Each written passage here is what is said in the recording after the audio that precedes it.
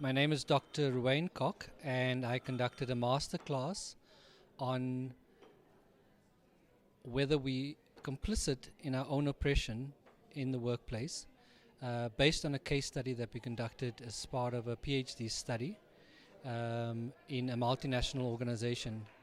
The discussion was about how do we configure who we are in the workplace, looking at our sense of uniqueness, looking at the sense of belonging, and our leadership role expectations.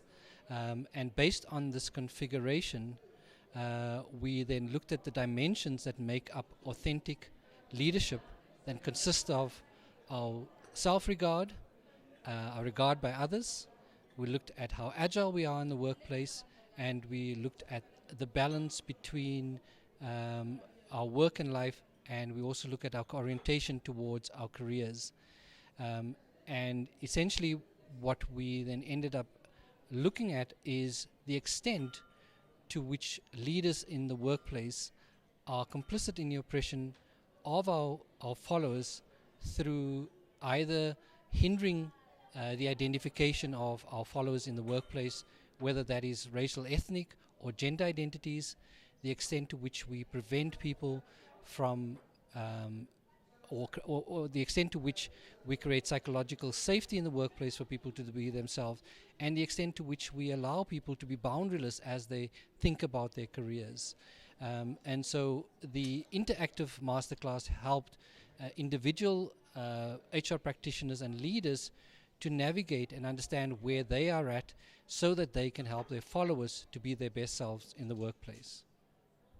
Thank you. I don't know what I said.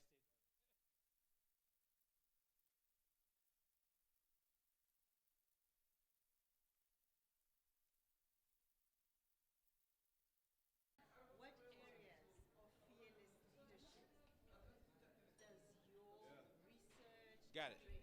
Cool, let's go. And from a point of view of people management?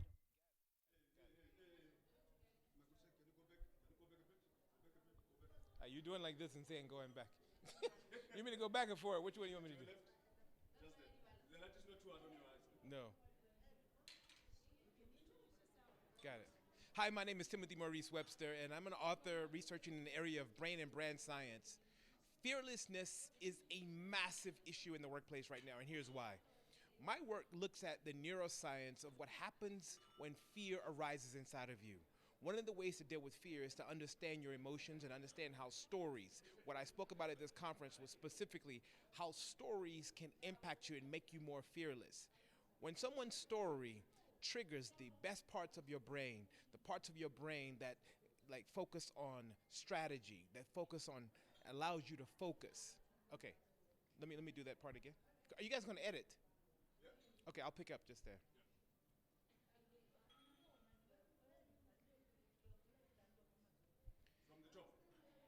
Okay, cool. Hi, I'm Timothy Maurice Webster. I'm an author in the area of brain and brand science, focused on the neuroscience of behavior. And the thing about fearlessness is it is a brain challenge. The amygdala, the region of the brain largely responsible for emotions and surrounding areas, channel emotions in a way that if you do not get control of them, will inspire fear. Now, the question is, why do we have this? It's a response mechanism in the evolutionary biology of all of us humans. And what does it mean to you as an HR practitioner? As an HR practitioner, you got to be aware that people have these fears innately and naturally. So what you have to do is create an environment and a culture that inspires people to connect to their higher values. And I spoke in my talk about helping people to create stories and narratives that build on the chemicals that create confidence, that create the level of power to be able to address issues where there is fear.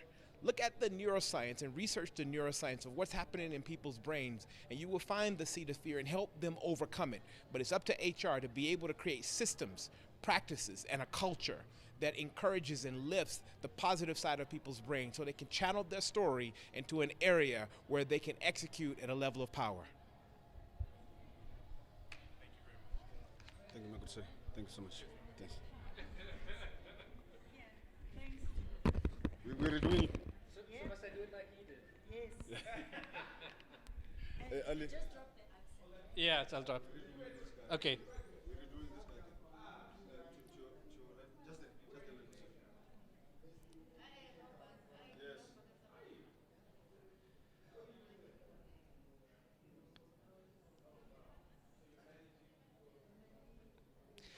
My name is Ruwain Kok, and I'm the founder and okay. Sorry, can I just? My name is Dr. Ruwain Kok, and I'm the founder and CEO of Authentic Organization, a boutique consultancy that looks at the transformation of organizations, teams, and individuals. I conducted a masterclass that looked at whether we are complicit in our own oppression in the workplace, and this masterclass was based on a case study that was done within a multinational organization.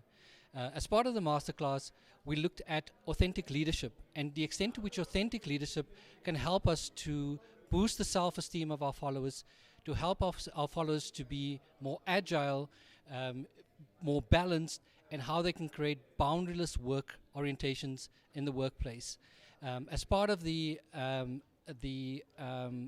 masterclass, we looked at the dimensions that make up authentic leadership, which looks at our identity regard, it looks at our identity agility in the workplace, it looks at our identity, how we balance our identity structures, and it looks at our career orientation.